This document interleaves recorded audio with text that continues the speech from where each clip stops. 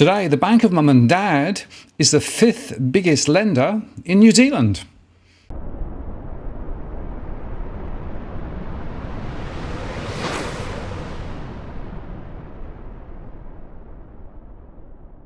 Hello again, it's Martin North from Digital Finance Analytics. Welcome to this post covering finance and property news with a distinctively Australian and New Zealand flavour.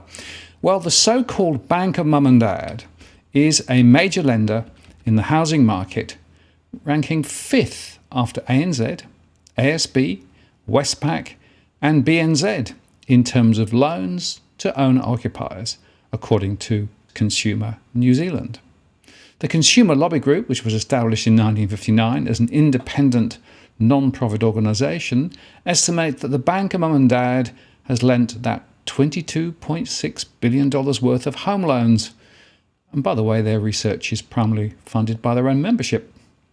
Now, this is based on a small survey in the first quarter of 2022 of just 394 households, those who have financially supported their children 18 plus years to buy a property out of a total sample of 2,810. So the maximum margin of error is around 4.94%. And by the way, they don't explain how they derive the market level results. But nevertheless, they say the Bank of Mum and Dad has played a sizable role when it comes to helping young home buyers in the property ladder, ranking fifth after ANZ, ASB, Westpac and Bank of New Zealand. When it comes to owner-occupied loans, they doled out a whopping $22.6 billion in loans. And they found that 14% of all families have supported their kids financially to buy a property and assisted them with an average contribution of $108,000. That is just slightly higher than the equivalent in Australia, by the way. In my latest surveys, it was around $100,000. That equates to around 208,638 parents. The most popular form of assistance was contributing towards a deposit, with more than half, just 61% of parents, helping in this manner. 3 out of 5 parents don't expect to be repaid. In 2002, the average house price in New Zealand was $186,000, which was 6 times the average income of $29,432 a year. Fast forward 20 years to 2022, they say, and the median house price has risen to $890,000, which equates to more than 15 times the median income of $56,836. We've reached a point in New Zealand where it's no longer enough to do all the right things to buy your first home, to get a job with a good income, save furiously and cut back on the nice-to-haves, said Gemma Rasmussen, Head of Campaigns and Communications at Consumer. The role of the Bank of Mum and Dad is more pivotal in the first home buying process, but it also means that we're seeing a greater social divide of who gets to buy a first home and who does not. The overwhelming majority of parents at 87% either offered to or were happy to help to get their children on the property ladder. There's a recognition that a first home purchase isn't as straightforward as it was 20 years ago, which is why so many parents are so willing to help.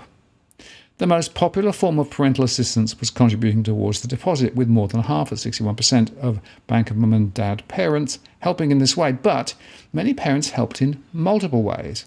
This isn't to say that some parents' offer for assistance didn't come without strain. For 1 in 10 parents, their financial contribution put them under moderate to serious financial strain. The majority of parents, at 62%, dipped into their own savings to help with a home deposit, but nearly 1 in 4 cut back on expenses to make their contribution possible.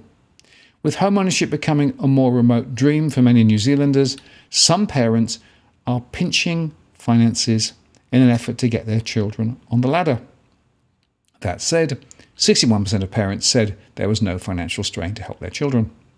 3 out of 5 parents didn't expect their contribution to be paid back. Of those who did expect repayment, 82% expected to be repaid back in full. And for parents who had children on a repayment scheme, the majority reported that their child or children were making repayments as expected. More than half of parents offered assistance to multiple children. The majority, 64%, offered an even level of contribution to all children, but 36% offered different levels of support for different children.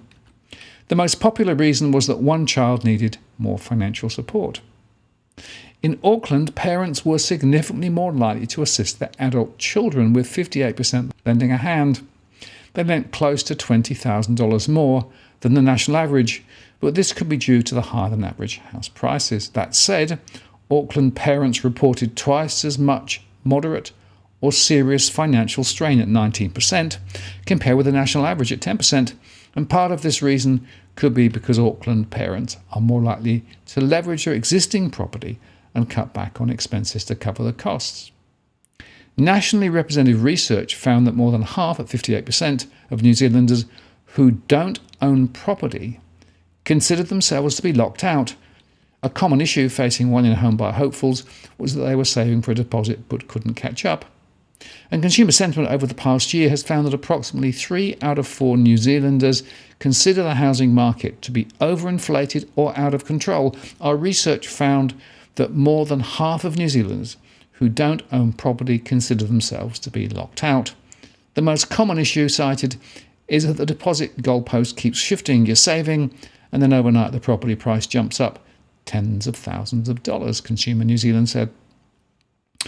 And so we see a repetition of what we see in Australia, that the intergenerational shift of assets is required to help many people get into the property market.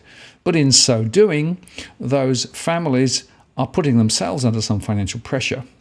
And of course, it is also a question of how well the agreement is structured. And the other part of the question also is what happens if the kids get divorced later? How is that sorted out?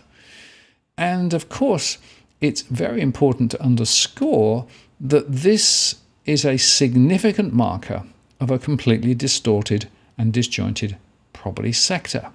The bank of mum and dad exists because of policy failure, because families want to help their kids, and kids, of course, want to buy property. But just bear this in mind, according to my research, those kids who get help from the bank of mum and dad in Australia are 3 times more likely to default later because they haven't had the necessary discipline of saving for a deposit.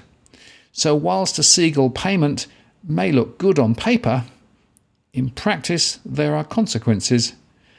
And the final thing to add is that both in Australia and I suspect in New Zealand too, the banks aren't too worried about where that deposit comes from, despite the fact that if a deposit just lands in somebody's account, thanks to the bank of mum and dad, they are more likely to default later. So there are underwriting consequences here too, which I don't think are fully understood by lenders. There are consequences for both the kids and their parents. And of course, it continues to put more impetus on home prices, although in New Zealand, of course, with interest rates rising, that's probably a smaller impact than previously. So, more worrying signals of mismanagement of property over the last 20 to 30 years. I'm Martin North from Digital Finance Analytics. Many thanks for watching, and I'll see you again next time.